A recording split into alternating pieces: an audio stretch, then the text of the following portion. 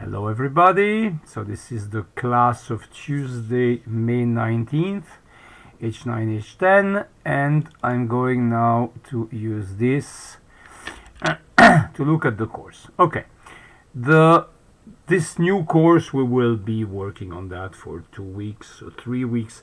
I don't know exactly how to manage the week of courses which has been added. You know, you received a message from the director saying that the courses would go until June 5th. You want me to continue teaching until June 5th, or you want me to keep time for those of you who want more explanations, etc.? I don't know exactly how to do that. You have an opinion about that? Hello? Could you repeat the possibilities? The question is, the teaching has been extended until June 5th. You want me to teach until June 5th, or you want me to stop at the end of next week and then stay open for questions, discussions, and stuff like that? What do you want? Well, think about it and you will tell me. Okay? Okay, how many have the mics open? 1. 0. I am going to kill you. I am going to take you guys one by one and kill you slowly if you don't leave your microphones open. Yes, so now we have Irene, we have Luna, we have Cody. Okay, Irene. Okay, so those of you who don't have noise behind them, please open the mic. Otherwise, I feel like an idiot talking, teaching to a computer without any feedback, without hearing anything. Good. So this course is called Magnetism. We are going to do some very basic stuff, and I will start with telling you where this name comes from. Okay? So the name of magnetism comes from Magnesia, which is an area, it's in Greece. It's kind of north of Athens.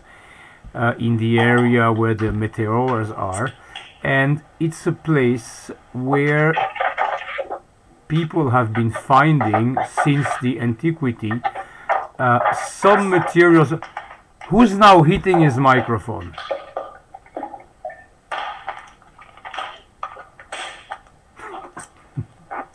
Oh my god, I'm not going to make it. Can you stop hitting your microphone?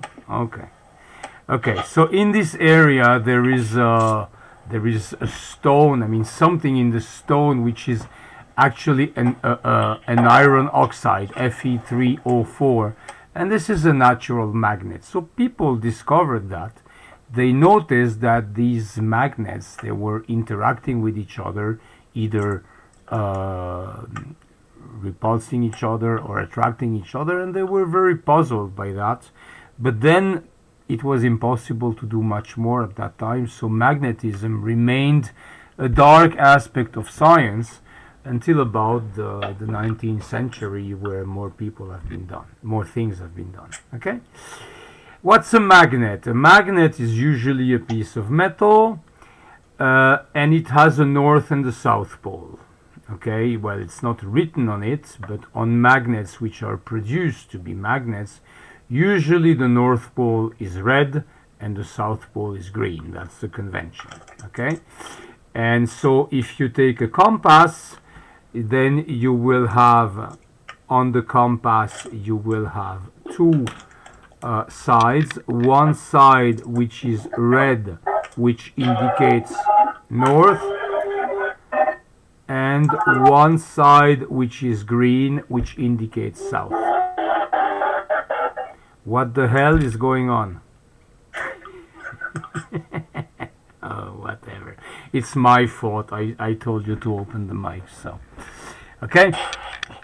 So, what happens with magnets? I don't have magnets at home, I'm sorry.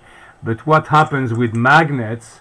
Let me do 2 small models, so it will be much easier. Okay, so I will do 2 little models of magnets.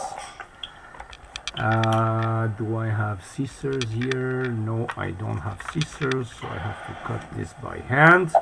Okay, so let me say that these are two magnets. These are two magnets, okay? One is, so we said north is in red and south is in green, okay? So if I take these two magnets and I approach them in this manner, so north with south, they will attract each other, okay? And if I put a north facing a north, they will repel each other, same as if I put a south in front. If I put two south in front of each other, they will also repel each other. So what does this recall you? Do you remind something that we did which looks a bit like that? Huh? The electric fields. The electric charges. Electric charges, okay, when we had two positive charges, we had a repulsion. When we had two negative charges, we had a repulsion. And when we had plus and minus, we had an attraction. This is similar to the magnet. When you have two north poles, you have a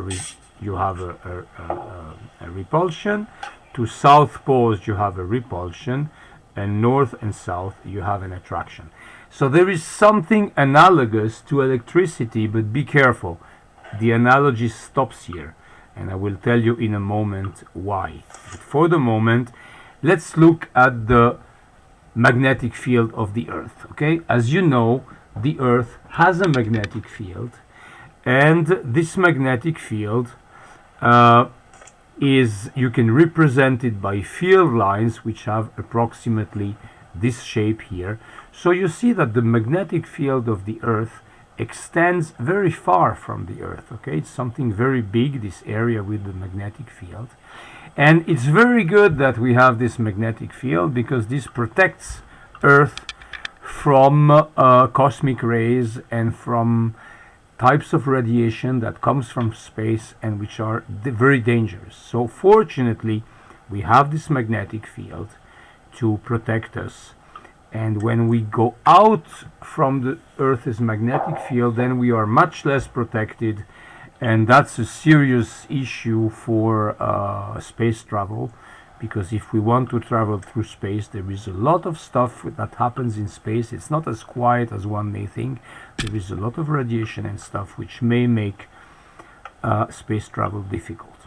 Okay, but let's come back to the magnetic field of the Earth. Do you have an idea why this magnetic field exists? Okay. Do you know why it exists? Why the Earth is a magnet? You have any idea? Very good question. Yeah, good question. Okay. So I'm going to explain you, kind of. I'm going to give you a few hypotheses, because actually the center of the Earth is something we don't know well at all, okay? We have explored the cosmos very far away, but we have explored the cosmos because through the cosmos we can send electromagnetic waves, so we can observe with light, with infrared, with X-rays, we can observe stars and stuff and discover lots of things. Inside the Earth, you cannot do anything with electromagnetic radiation, okay? You cannot send light and see what we have inside. One thing you could do is dig a hole. Do you have any idea of how deep is the deepest hole which has been drilled into the Earth? Do you know that? 100 kilometers. 100 kilometers. Listen, I'm no longer sure, so I'm going to check it. Deepest hole Earth. Okay, it's okay. So the deepest hole apparently is the Kola. Where is that? No, I took the wrong link. The Kola super deep borehole, but I would like to have this link. Okay, yeah, it's here. Okay. So this Kola super deep borehole, I guess it's in Russia, okay, and it has a depth of how much? 12,262 meters. Okay, so 12 kilometers. Okay, you were saying 100, it was very optimistic. 12 kilometers is already a lot, and we cannot drill more. Well, it's difficult to drill more. Why do you imagine it's difficult to drill more inside the Earth? Yeah, this is the Earth. Because it's getting hotter. Yeah, exactly, because of the heat. Because when you go down inside Earth, due to the increased pressure, the heat is increasing, and so when you go down, you have quite rapidly a hot environment, and it's difficult to make a hole in a hot environment. Okay, so the Earth is made up of different layers. The outer layer on which we live is a layer which is called the crust, la croûte terrestre. Okay, and this crust is about 100 kilometers thick. 100 kilometers, it may sound like a lot, but actually, if you compare it to the radius of the Earth, which is about 6,700 kilometers, it's nothing, right? And then under this crust, which is only 100 kilometers thick, we have matter, which is no longer solid because it's very warm. We have something called the magma. Now, I'm not a specialist of Earth, of the inside of Earth, but this magma obviously is moving, because it's not something solid, it's very warm, so it's a kind of liquid. It's not liquid, it's a kind of substance which can move. Okay, it's not really a liquid, it's a thick liquid, and this thick liquid moves. Why? Because the temperature at the center is of course much higher than the temperature near the crust. Okay, so if the temperature is much higher here, this is going to induce motion of matter. In that way, you see the matter which is here, it becomes warm, so it goes up, and then when it goes near the surface, it loses its heat, it becomes cold again, so it goes down again. Okay, and if you have a motion like that, you will have a symmetric motion the other way. Okay, you see these two here, they go down, and here you are going to have a similar motion, this is going up, and here you will have a similar motion, this is going down, and here you will have something. Okay, I don't know how many of these motions there are. Okay, this is a very basic, very stupid model that I'm doing for you. But you see, this matter is moving, and this matter can be electrically charged. And if you take electrically charged matter which moves, it's equivalent to a current. And as we will see, magnetic fields are generated by currents. Okay, so it's this kind of current due to charged matter which moves inside the Earth, which causes the Earth's magnetic field. And by the way, the Earth's magnetic field changes in time. Even now it's changing. Even in recent years it has been changing. The magnetic poles, they are moving with respect to the geographical poles, and they are shifting slightly a certain value every year.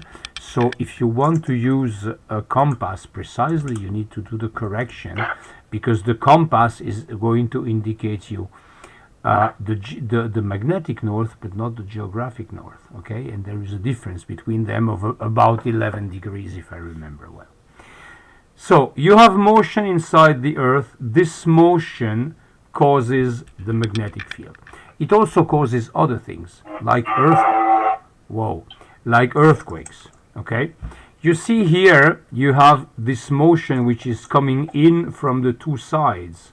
So what influence will this have on the crust? Well, the crust is going to be pushed together like this, and so at this point you can have the crust which breaks and one part of the crust which goes on top of the other part. Okay, these are areas where mountains are forming. And in areas like this, where areas like this where the matter is moving away in the two directions, here you have holes forming.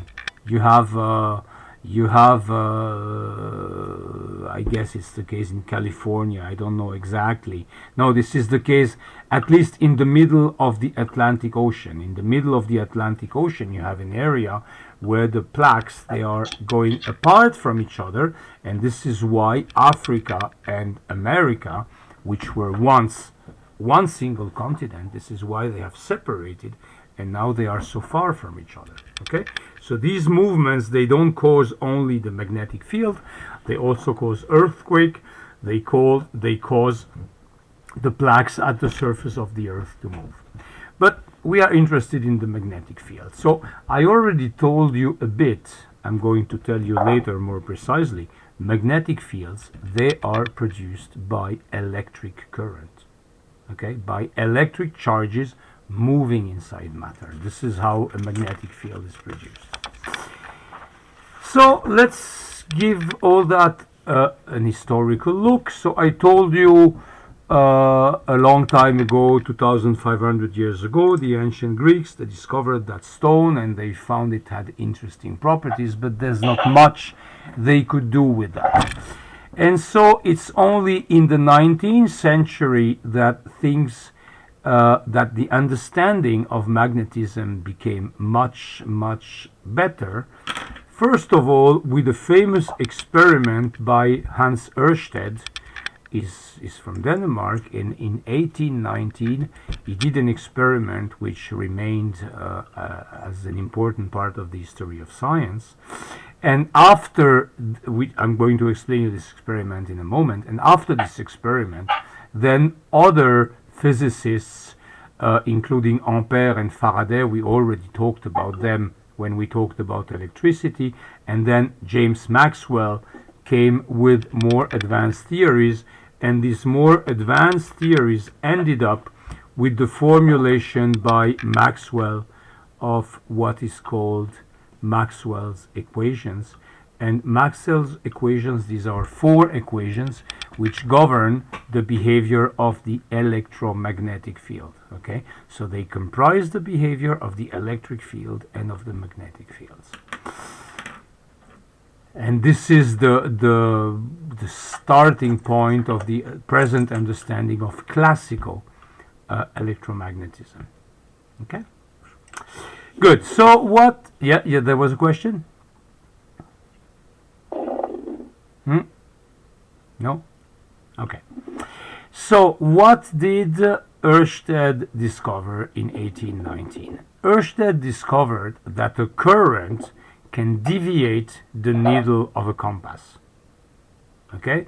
So he showed that a current can create a magnetic field, because we knew that we have always, we know that since quite some time. We've been using the compasses for quite some time, and we know that the compass aligns with the magnetic field of the Earth. Okay, what Ørsted did is he placed a compass on a table without any perturbations around it, no sources of current, no charges, whatever, no big pieces of metal. He put this compass on a table and he let it stabilize. So of course the compass got orientated within the direction of the Earth's magnetic field. So the north of the compass was showing the north of the Earth, the south of the compass was showing the south of the Earth.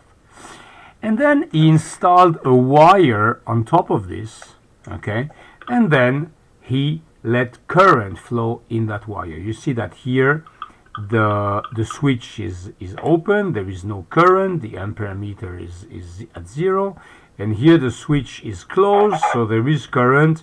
The ammeter indicates some value which is non-zero, so we have a current passing. And when we have current passing through the wire, the needle of the compass changes direction, which is the proof that a magnetic field has been created.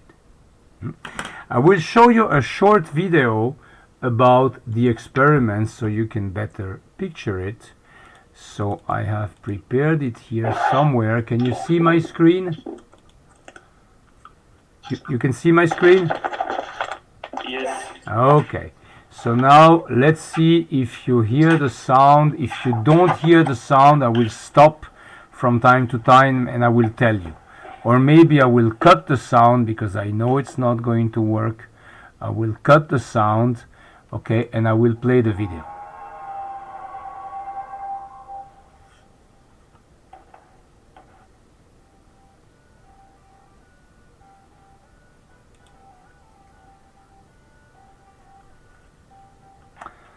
Okay.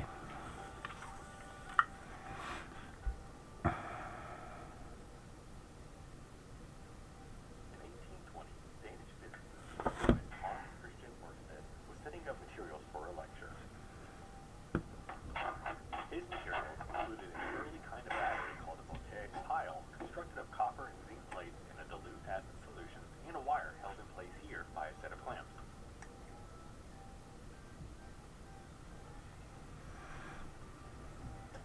Ørsted and other scientists of his day knew that when a wire was connected between the positive and negative terminals of a battery, electricity would flow through that wire.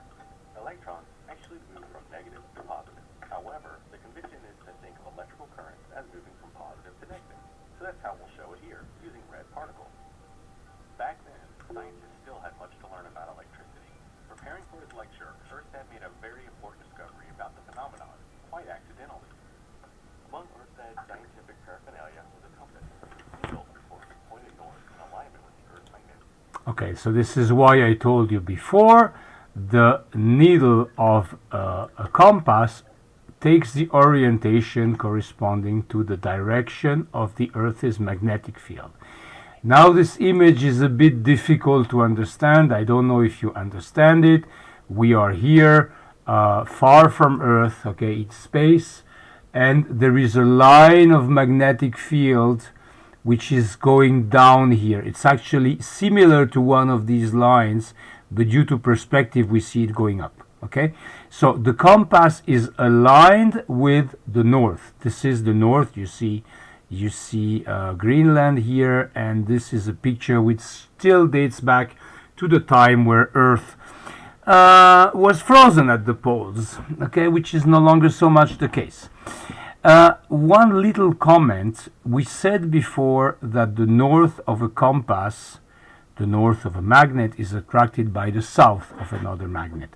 So if we want the north of this compass to show the north position on Earth, then we need the geographical north of Earth to be a magnetic south.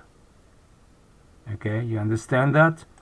When we picture the magnetic field of the Earth, we have to do it in such a way that the north needle of the compass is attracted to the geographical north. So at the geographical north, at the North Pole, we have actually a magnetic south pole, not a magnetic north pole. And the geographical south has a magnetic north. Okay? Well, okay. So we have this compass, and when we leave a compass freely, is going to align with the Earth's magnetic field. So let's continue that.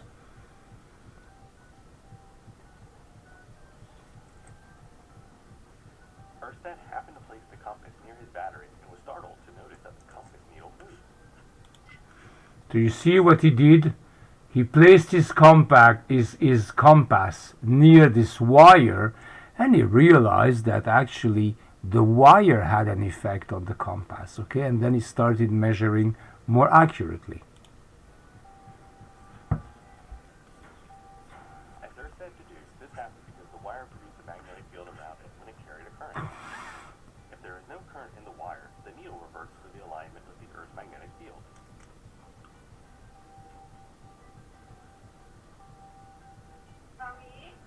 As it turns out, an electric current made up of moving charged particles produces a magnetic field that circles around the moving current. Okay, you see how it works. This, of course, he didn't discover immediately, but if you have an electric current flowing through this wire, you will have a magnetic field which is perpendicular to the wire and which is tangent to a circle which goes around the wire.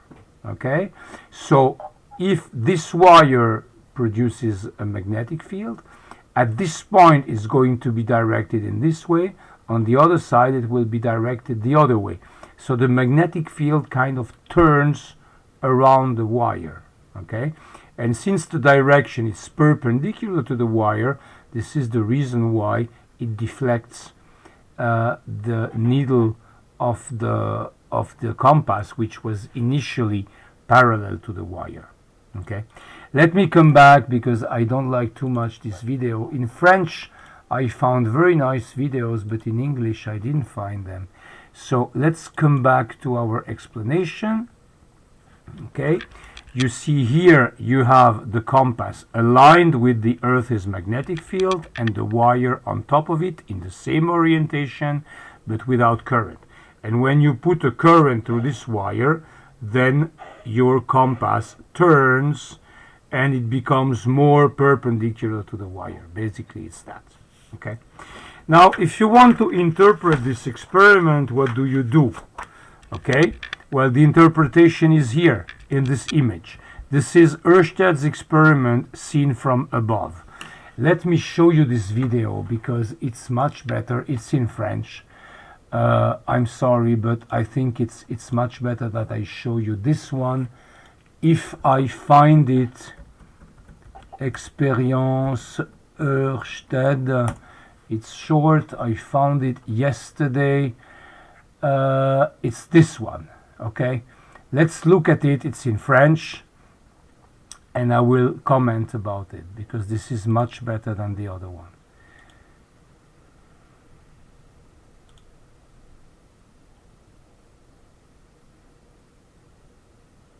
Plaçons une aiguille aimantée sur un axe qui lui permet de pivoter pratiquement sans frottement. Elle s'oriente suivant la direction du champ magnétique terrestre. Okay, you see here we are on a table. We are using a compass. This is a very simple type of compass but very efficient. You take a needle. This is the north needle, this is the south needle, and you put that on a very thin tip, and so there is no friction and the needle can turn freely. If it can turn freely, it orients in the direction of the Earth's magnetic field. So the north is up here, the south is down here. And then you prepare a needle next to, a wire next to that, and you put this wire in the same direction as the compass. You see that here for the moment there is no current. Okay, we have a battery here. It's a 4.5 volt battery, but the wires are not connected. So for the moment there is no electricity going through the wire. Then we continue. We place the wire parallel to the compass, and then we are going to establish contact. And you see, as soon as the electric current is established, the tip of the compass moves, and in the end we have a net magnetic field, which is the sum of the magnetic field of Earth, on which the compass was aligned initially, plus another magnetic field which has been created by the wire, which is perpendicular to the wire. So the compass is now aligned in the direction of the net magnetic field, which is the vector sum of the magnetic field of Earth and the magnetic field generated by the electric wire. Okay? And so this scheme I reproduced in the course, but let's watch the end of the video. Résultant de l'addition vectorielle du champ magnétique terrestre et du champ créé par le courant traversant le fil de cuivre. Ce champ magnétique créé est orthogonal au fil de cuivre. Si nous ouvrons le If you remove the wire, the current in the wire, then there is no effect any longer. The needle goes back into the initial position. And here this is another experiment. If you want to make this effect appear stronger, instead of putting just one wire, You go with the wire many times around your compass, okay? You do a kind of a self, a bobine, okay? You wrap your wire around, so the current will pass more than one time, and you will have a stronger effect. Indeed, you see here we have one contact. This is the other contact of the battery, and when he will connect the wire to the other contact, now you see that we have a very clear effect on the compass. Instantanément suivant l'axe de la bobine, Okay? avec son axe sud-nord parallèle aux lignes de champ magnétique et de même sens. So this is an experiment you can easily do at home. You need a battery, you need a piece of wire, and you need a compass. Unfortunately, I don't have a compass, so I cannot do it here. Okay? En effet, Okay, so now let's go back to the course here. You'll see this experiment, and sometimes we do it in class. Of course, this year it's a bit complicated. This experiment then allows you to measure the magnetic field produced by the wire if you know the value of the magnetic field of the Earth. Because the net magnetic field, this guy, is the vector sum of the magnetic field of the Earth, this one, and the magnetic field of the wire, this one. Okay? And this forms a rectangle triangle. So inside the rectangle triangle, you can do trigonometry, and you can see that the tangent of the angle alpha here, which represents the deviation of the needle, the tangent of alpha is the magnetic field of the wire divided by the magnetic field of the Earth. And so you can determine the magnetic field. Excuse me, please remove these arrows. They are wrong. There should not be arrows here, okay, because they are not in the same direction. So the magnetic field of the wire, you can then express it as the magnetic field of Earth times the tangent of the angle. Okay, we are not going to measure the magnetic field of a wire today. I just wanted to show you this experiment, which was very important in the history of magnetism and electromagnetism. Okay? You have questions until here? No. No, that's fine. No. Okay. So I could tell you whatever I want, even if it's wrong, you wouldn't question it, huh? Okay. Then let's think about this, and let me go back to the discussion we had before. You remember I told you that two magnetic north pole repel each other, two magnetic south pole repels each other, but the north and the south, they attract each other in pretty much the same way that plus charges repel each other, minus charges repel each other, and plus and minus charges attract each other. Okay? But the analogy, as I told you, stops here. Okay? Because if the analogy was, oh, sorry, you didn't see. If the analogy was going further, you could say, okay, let me take a north pole and isolate it and create a magnetic field with that. Well, you cannot. Okay? There is no such thing as an isolated north pole or an isolated south pole. We don't have charges for the magnetic field, whereas for the electric field we have electric charges. For the gravitational field we have the mass, which plays the role of a charge, and it's always attractive. Okay? Because if you take the gravitational field, you know that the intensity of the gravitational field, okay, is given by G times the product of the masses divided by the distance squared. For the electric field, you know that the force between two charges is K times the product of the two charges divided by the distance squared. We don't have anything analogous for the magnetic field. It's something completely different. You cannot separate a north pole or a south pole. Actually, if you take a magnet which always have a north and a south pole and you break it, what are you going to get? you are going to get two smaller magnets which have each of them a north and a south pole. If we would be able to isolate a north pole or a south pole, maybe it will happen one day. Maybe there exists a particle that has this characteristic. Maybe it's very heavy, that's why we didn't see it. We don't know. This particle would be called a magnetic monopole, and this is one of the open questions in physics nowadays. Do the magnetic monopoles exist or not? For the moment we didn't see them. Okay, so all the theory is formulated with the magnetic fields being generated by currents but not by charges, and currents are moving charges. Okay, so the magnetic field is a kind of electric phenomenon, if you want. It's caused by the motion of electric charges. Okay, now since the motion of electric charges causes the compass to change its position, you must imagine that there is some kind of force which happens, which you can observe when a current passes through an electric to a magnetic field.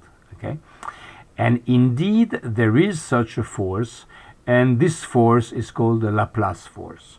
So how do we observe the Laplace force? Okay, we take first of all a magnet. Okay, we take a magnet. Sorry, the image is in French, I didn't realize it.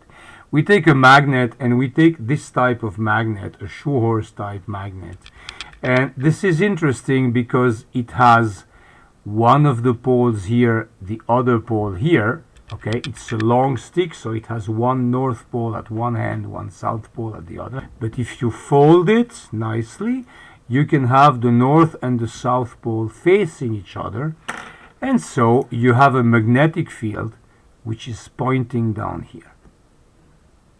Okay, the magnetic field here is vertical, it's pointing downwards, and the magnetic field, we call it B.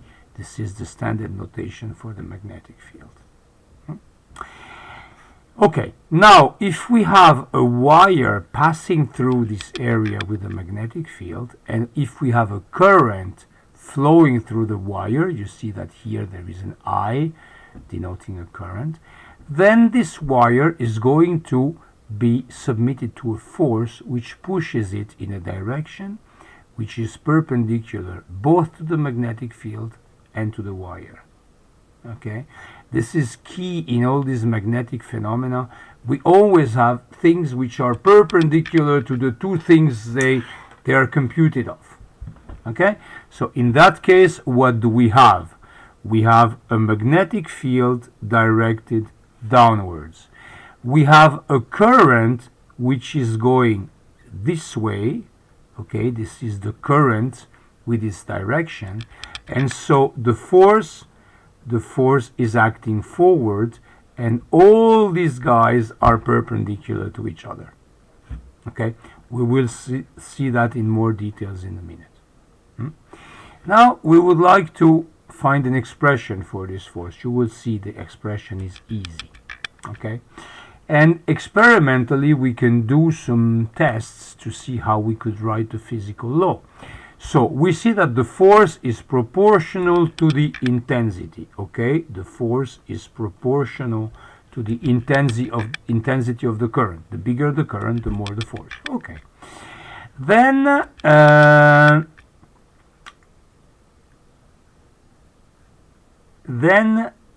it depends also on the length of the conductor, and it depends also on the intensity of the magnetic field. Okay, and when there is an angle between the conductor, when the conductor is not in that position, but there is an angle deviation with respect to that position, we have to introduce a sign. Well, what comes out is this formula. Okay, the Laplace force is given by the product of the intensity of the current times the length of the wire times the value of the magnetic field times the sine of alpha, where alpha is the angle between the magnetic field and the length of the wire. In our case, I mean, we will not deal so much with this angle alpha, okay? And what's the unit of the magnetic field? It's the Tesla.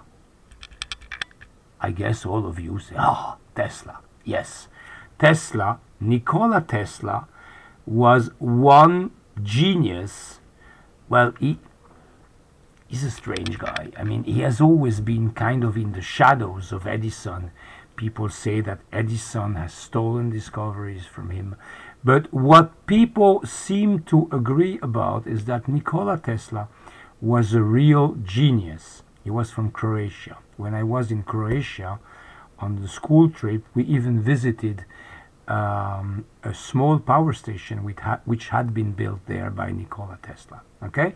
So it's not surprising that you have two brands of cars, electric cars, which carry his name. That's where the name of Tesla cars is coming from, because he's one of the most relevant scientists in this field of electric magnetic forces, which have led to the discovery of the electric motor. Okay? Everything I tell you now is at the basis of the electric motor. And there is another company which has opened more recently, which is also doing electric cars. Well, they do more electric trucks, and this other company is called Nikola, with a K, because Tesla was already taken by Elon Musk, so the other company chose the first name. Okay, but Nikola Tesla is really one very, very important guy in the development of all that. And so the name of the unit of intensity of the magnetic field has been, his name has been given to the unit of the magnetic field. Okay? And now, so this is the formula, this is the scalar formula. This gives you the intensity of the force, and it's given by the product of the intensity of the current, the length of the conductor, and the magnetic field. If you want a vector formula, you can have it. Okay, it's here, and you see this product which is here.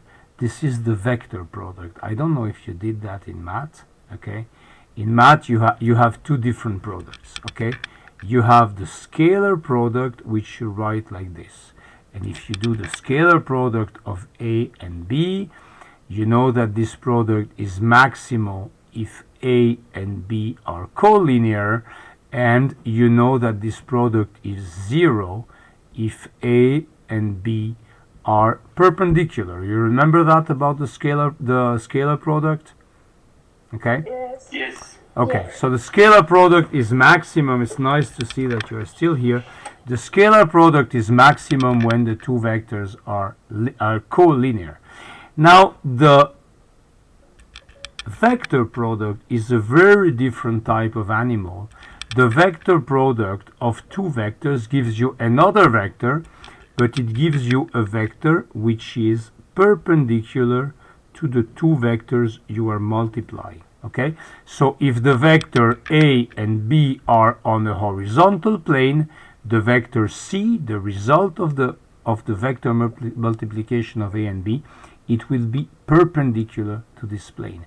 And so it's very well fitted to expressing this law, because the force is perpendicular to both the conductor and the magnetic field. Okay, this is the perfect mathematical property to write this law.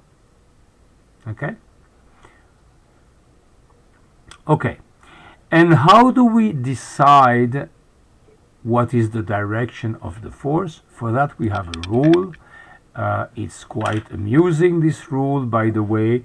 Okay, it involves putting your hand like this and assigning each of the fingers to one direction. So you see, you should do that first of all with your right hand, okay, because you often see people doing this with their left hand. Well, the left hand is just the opposite of the right hand from this point of view.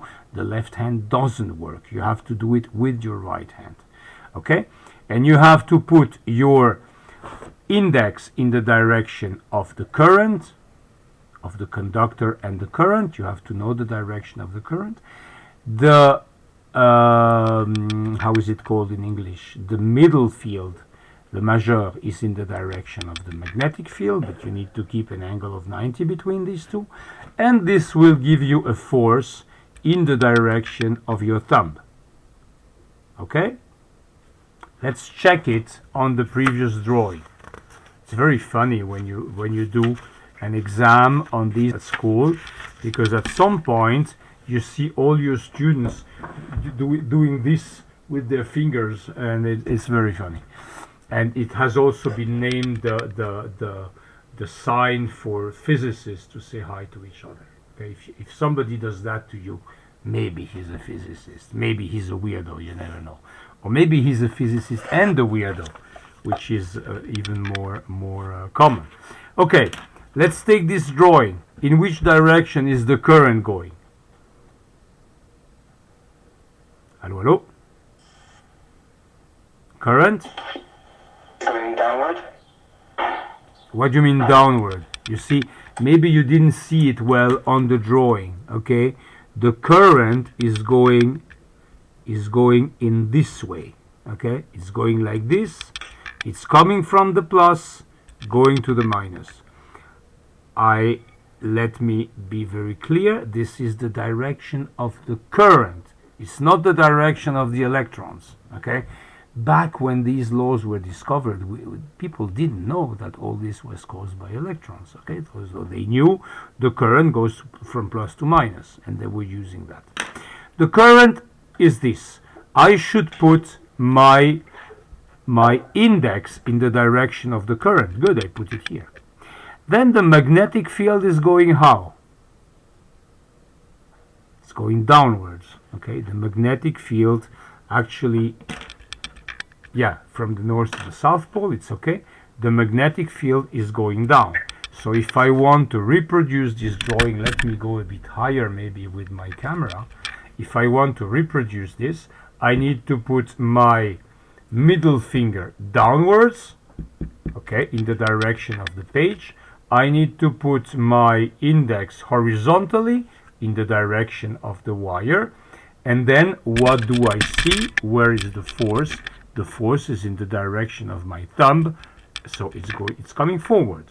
Okay, it's correct, right? Right? Yes.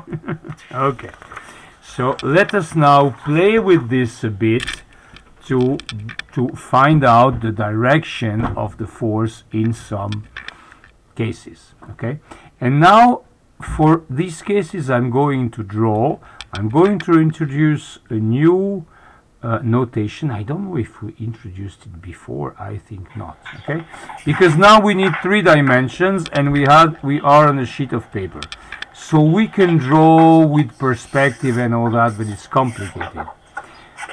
What we will introduce is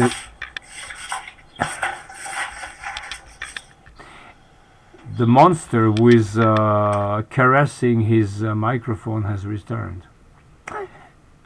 Okay, so now we will use this notation to signify that this is a vector which is coming out from the page. Okay, this is a vector which is like this. You see? Okay, it's a vector which is coming up. It's perpendicular to the page. And why do I draw it like this? Because if I look at an arrow from the front, I see the tip of the arrow. Okay, it's a point, and then I see the limits of the tip. Okay, now if you take an arrow, a real arrow, usually it has at the end an empennage. I have no idea of the word in English, and I didn't have time to look it up. So if you see an arrow from the back, you see it like this, and this here means a vector which is going down inside the page, perpendicular to the page. Okay, got it? Good. Yes. So now let's try to redo what we did before. Okay, in the case of the experiment, in the case of the Ørsted's experiment, what did we have? The magnetic field was going downwards. So we draw it like this. This is the magnetic field. Okay? And the current, it was going to the left. Okay? So this is the vector of the current. In which direction is the force going? Well, we do it like before. The current is going to the left. The magnetic field is going down, so the force is directed towards me. Okay, so we have here the Laplace force acting on this system. Okay, now let's do another experiment. Now I'm going to let you play with that. You will see it's extremely amusing. What if I have the current in the other direction and my magnetic field which is still pointing down? In which direction will be the force in that case?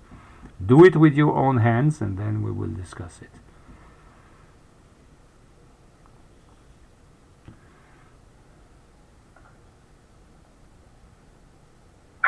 It will go up. Up, you mean in this direction. In the page, but in this direction. Yeah, indeed. Yeah. Okay, because now I have to put my hand like this with the index for the current, the magnetic field, and so we have the force here on the pouce. How do you call the pouce in English?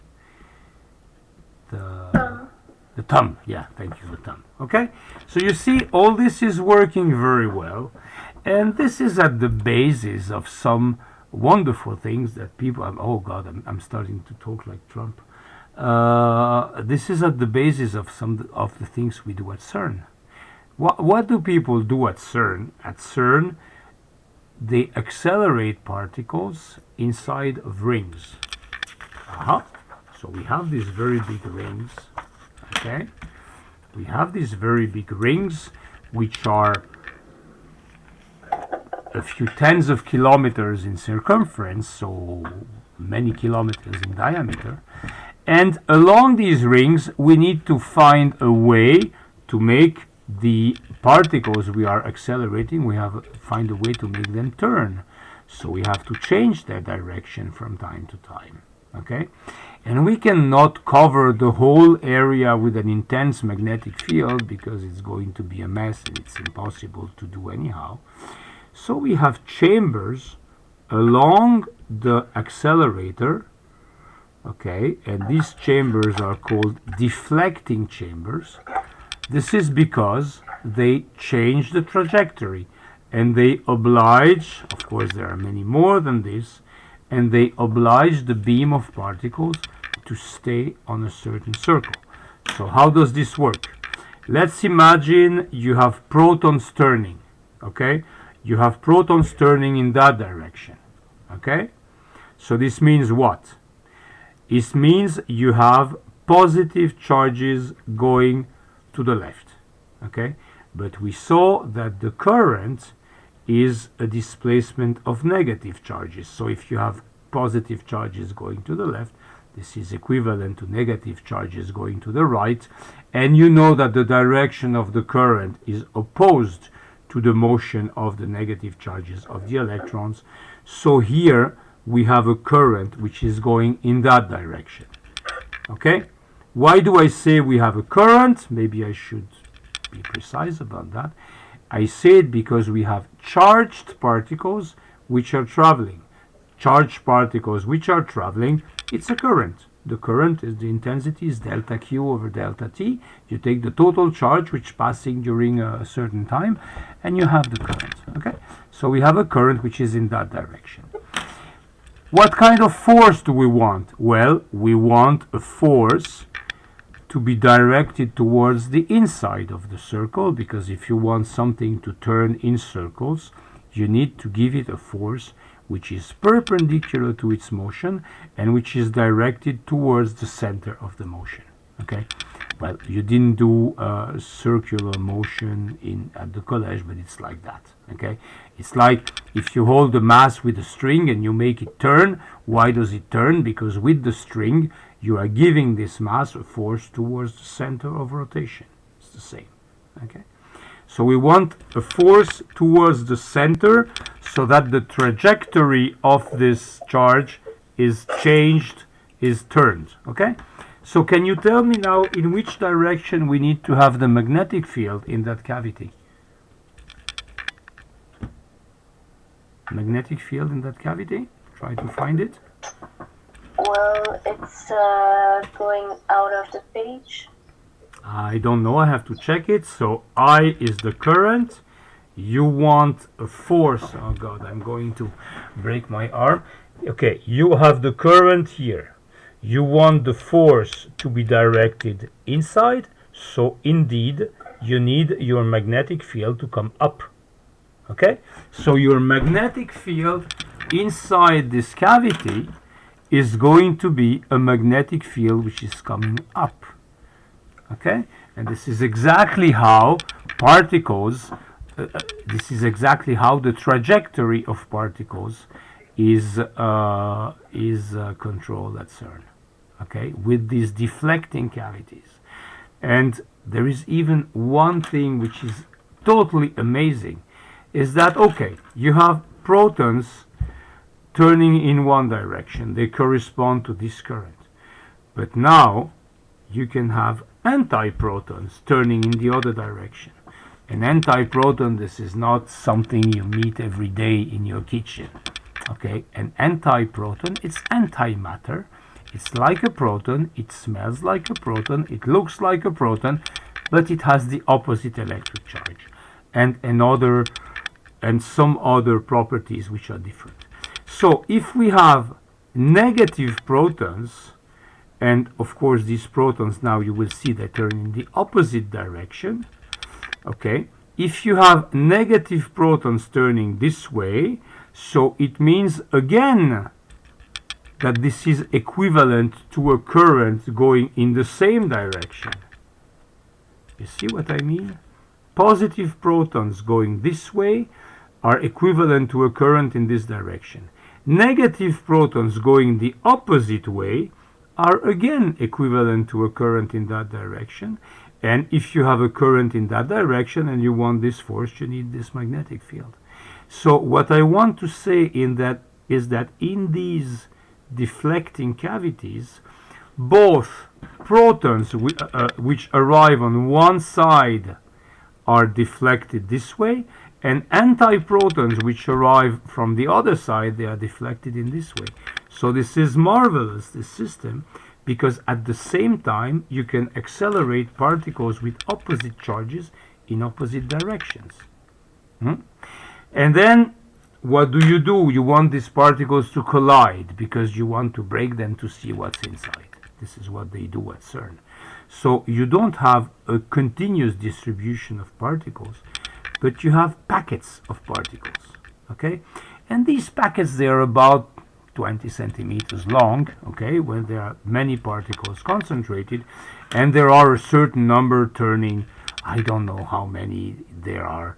Let's say that there are four packets of protons turning in one direction, okay, and 4 packets of antiprotons turning in the other direction. So what's going to happen? They're going to meet. They are going to meet where? They are going to meet here, okay, they are going to meet here, they are going to meet here, they are going to meet here, and this gives you the location of the experimental sites. Okay, when you have an accelerator like the big ones at CERN, you have in certain places experimental sites where they do the experiments. This is exactly where these packets of protons meet the packets of antiproton which go the other way, and then some collisions happen, and you analyze the product of these collisions, etc. Okay. the other thing I should maybe tell you is that between these deflecting cavities we have another type of cavity which is an accelerating cavity. So how do you accelerate an electric charge? This maybe you know, you should know. How can you accelerate an electric charge? Hello, hello? You heat it up? Well, unfortunately, it doesn't play well with certain accelerators because they have to be at extremely low temperatures. Okay, because you need superconductivity. Can you use another charge? Yeah, you can use an electric field in few words. Okay, and now here, look, we have a cavity and we have protons arriving in one direction and antiprotons arriving in the other direction, and we want to accelerate both at the same time. Well, what if we have an electric field which is like this inside the chamber? Okay, if we have a positive particle like a proton here, this positive particle is going to feel a force in the direction of the field, so this electric field is going to accelerate our proton towards the left. Okay, but now if you take this antiproton, it's negative, so when it's here, it's going to feel a force in the opposite direction, in the direction opposite to the direction of the electric field. Okay, so a cavity like this with an electric field which is always in the same direction can accelerate both protons in one direction and antiprotons in the opposite direction. So this is absolutely great. Okay, and so you can do a ring with different types of particles turning in opposite directions, but these particles are managed by the same systems. Isn't that wonderful? Are you amazed? Yes. Yes, you are amazed. Yes. Okay. It is. Okay, so this is mainly what I wanted to tell today. Let's do a few exercises which are very basic except the last one. I already told you that, but I didn't tell it to you at the right moment, so I want to say it better now. What do you think? Is the Earth is North Pole, a magnetic North Pole, or a magnetic South Pole? Okay, so we have the Earth, we have the North Pole, we have the South Pole, the geographical North and South Pole. What kind of magnetic pole do you have here, and what kind of magnetic pole you have here? Told you that before, but maybe you didn't notice. Let's assume here we have a compass. The compass has two needles. One needle for the north, we said it's usually colored in red, and one needle for the south, and this needle is usually colored in green. Okay, and we want our compass to be in this way because we want the north needle to indicate the north, the geographical north. Okay, but we know that the north magnetic pole is attracted by a south magnetic pole, so actually here we have a magnetic south, and at the south pole we have a magnetic north, and so the lines of the electric field of the magnetic field, sorry, they are going to be like this, and the geographical north is a magnetic south. They don't coincide exactly, but okay. Did you get that? Yes. Okay. Now, this is a very basic exercise. I'm not going to spend 3 hours about that. This is just to recall vector addition to the student. One thing we said, maybe, yeah, you have a question? No? So one thing we said, maybe you didn't notice it, is that the net magnetic field in the case of the Ørsted experiment, it was just the vector sum of the magnetic fields of the Earth and the magnetic field of the wire. Okay, this is this drawing. Where the hell is this drawing? This is this drawing here. Okay, so when you have two magnetic fields produced by two sources, two independent sources, two independent currents, then if you want to know the net magnetic field, you just do the vector sum of your two vectors. Okay, so here you do the vector sum, here you do the vector sum, you have your net magnetic field, and here again you do your vector sum. In principle, you know how to do that. So this is the B net. Okay. Exercise 3 is a bit more smart. I would like you to tell me what happens if we put a conductor perpendicular to the compass needle. Okay, so let's assume we have our compass needle here. I will make a very beautiful drawing. So the compass needle indicates the north here, the south here, okay, south, north. And now I take an electric wire and I put it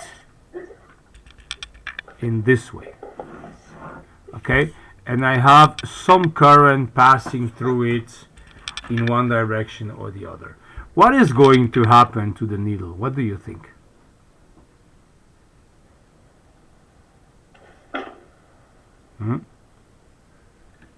You don't think? It's not gonna move. Why not? It's correct, but try to tell me why. Because it is already perpendicular to the wire. And we said that the magnetic field is perpendicular to the wire. Yeah.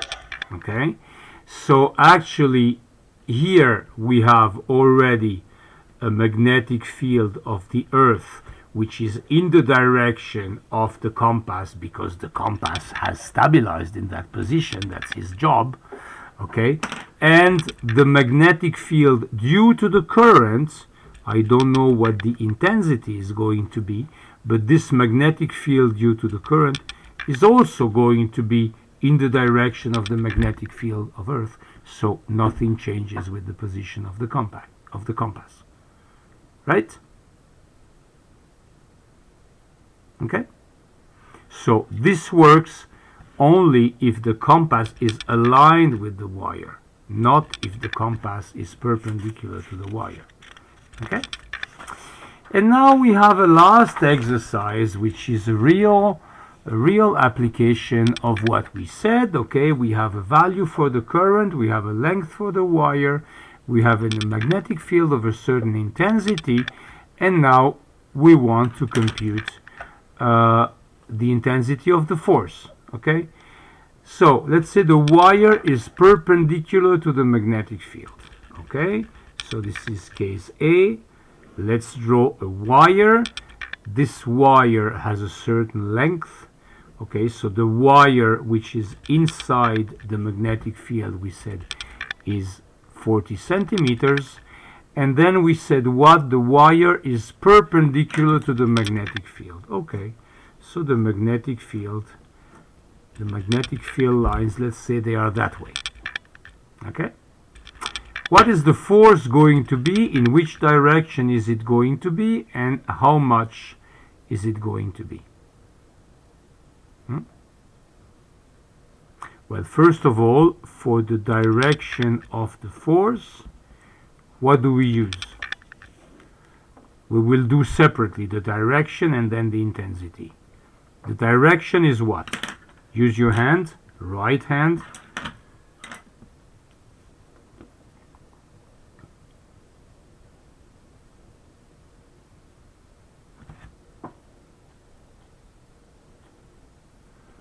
You find?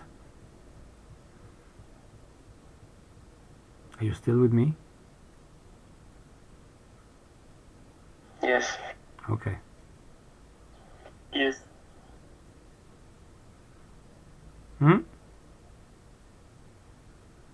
Hello, hello? Is entering the paper? Yeah, it's entering the paper. Okay.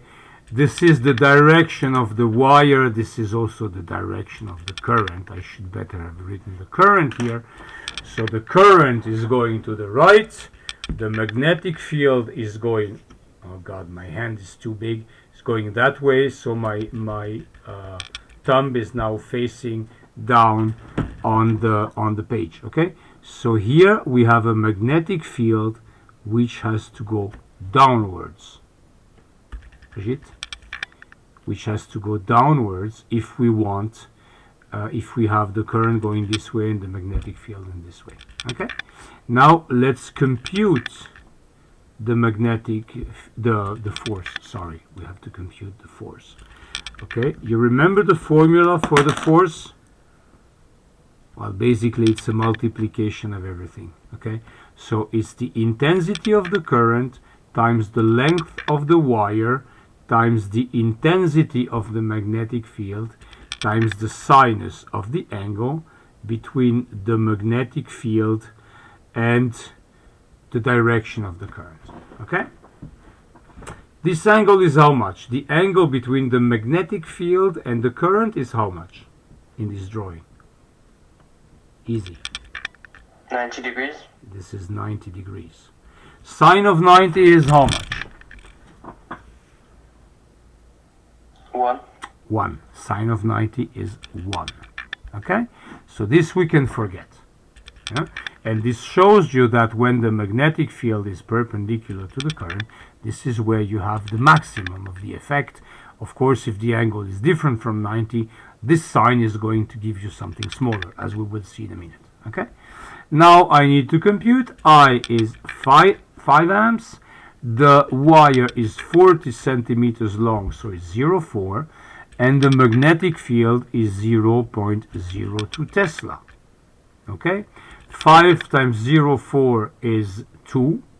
And 2 times 0.02, this is 0.04 newtons. It's not a huge force, but it's not a huge magnetic field either. Well, 0.02 Tesla is okay. The biggest, the most intense magnetic fields we have nowadays, you can find them, for instance, in MRI machines in hospitals. They go to 1.5, 2 Teslas, okay, not much more. Okay. So in that case, you have a force of 0.04 newtons. Okay. Question B. When the wire is parallel to the magnetic field. Oh, sorry. I did something very bad. This is not B. I erased the B to correct it, but this should be the Laplace force. Okay, please correct that. Okay, now question B. The wire is parallel to the magnetic field. It means what? It means that the angle alpha is 0. So we need to take the sine of 0 in the formula. How much is the sine of 0? It's not much, huh? Sine of 0 is 0. Okay, so in that case, the Laplace force is 0 newtons. There is no Laplace force. Okay. And case C, what happens when the current makes an angle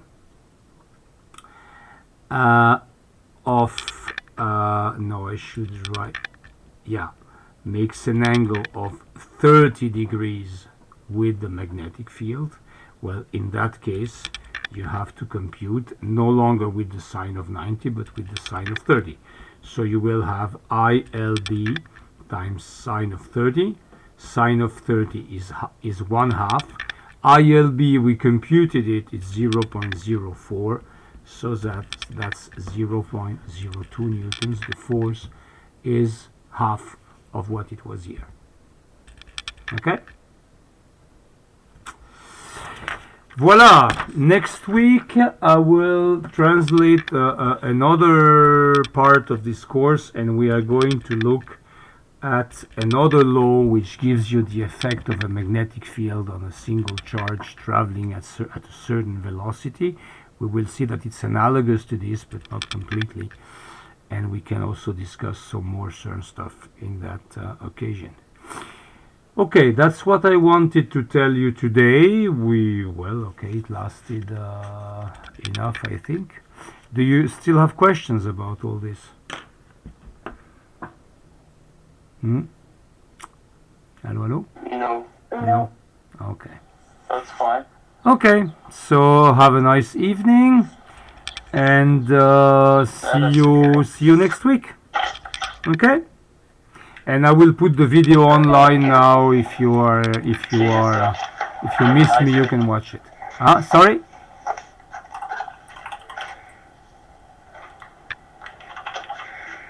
Okay, bye. Bye.